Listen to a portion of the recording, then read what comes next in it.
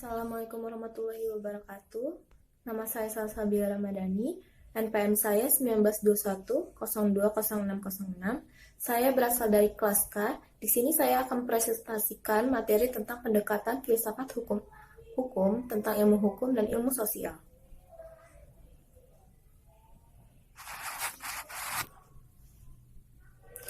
Ilmu hukum. Beberapa pendapat mengatakan bahwa karena filsafat hukum merupakan bagian khusus dari filsafat pada umumnya, maka berarti filsafat hukum hanya mempelajari hukum secara khusus, sehingga hal-hal non-hukum menjadi tidak relevan dalam pengkajian filsafat hukum.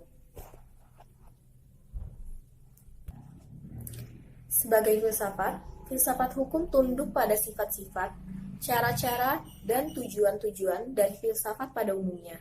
Di samping itu, hukum sebagai objek dari filsafat hukum akan mempengaruhi filsafat hukum. Dengan demikian, secara timbal balik, antara filsafat hukum dan filsafat saling berhubungan.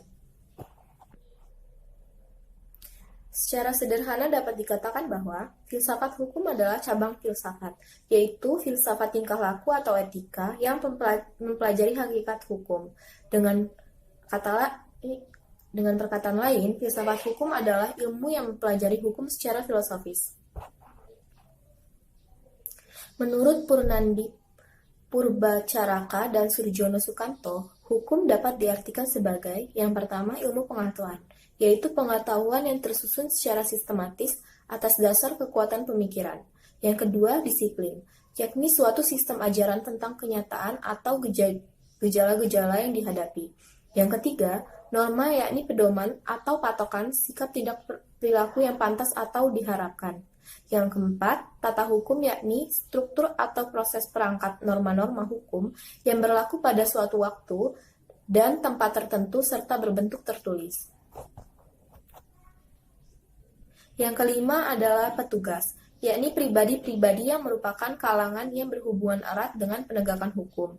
Yang keenam, keputusan penguasa, yakni hasil proses disreksi. Yang ketujuh, proses pemerintahan, yaitu proses hubungan timbal balik antara unsur-unsur pokok dan sistem kenegaraan. Yang kedelapan, sikap tindak ajak atau perilaku yang teratur, yakni perilaku yang diulang-ulang dengan cara yang sama yang bertujuan untuk mencapai kedamaian. Yang kesembilan, jalinan nilai-nilai, yakni jalinan dari konsepsi-konsepsi abstrak tentang apa yang dianggap baik dan buruk. Ilmu filsafat sosial. Filsafat sosial merupakan cabang filsafat yang mempelajari persoalan kemasyarakatan secara kritis, radikal, dan komprehensif. Sejak Plato dan Aristoteles, kajian terhadap persoalan-persoalan kemasyarakatan sudah menjadi objek penelitian sendiri.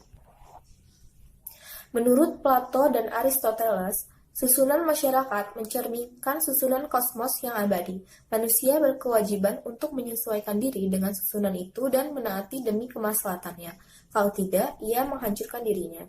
Pada abad pertengahan, masyarakat Eropa masih memperlihatkan pada pola dasar yang sama, hanya sekedar mengoreksi terhadap paham Plato dan Aristoteles. Paham tentang otonomi kosmos diganti dengan paham heteronomia, yaitu kepercayaan bahwa kosmos tidak berdiri sendiri, tetapi bergantung pada kemahakuasaan Allah. Ketertiban kosmos adalah suatu ketertiban yang telah diciptakan. Perubahan hukum dan sosial. Proses terjadinya perubahan-perubahan pada masyarakat di dunia pada dewasa ini merupakan suatu gejala yang normal, yang pengaruhnya menjalar dengan cepat ke bagian-bagian lain dunia. Antara lain berkat adanya komunikasi modern dan taraf teknologi yang berkembang dengan pesatnya, penemuan-penemuan baru di bidang teknologi, terjadi suatu revolusi, modernisasi pendidikan, dan lain-lain. Kejadian yang di suatu tempat dengan cepat dan dapat diketahui oleh masyarakat-masyarakat lain yang bertempat tinggal jauh dari pusat terjadinya peristiwa tersebut.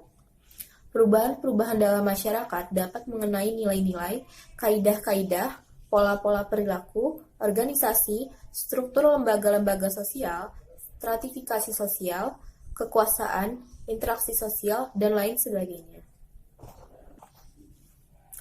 Faktor-faktor yang mempengaruhi terjadinya perubahan sosial.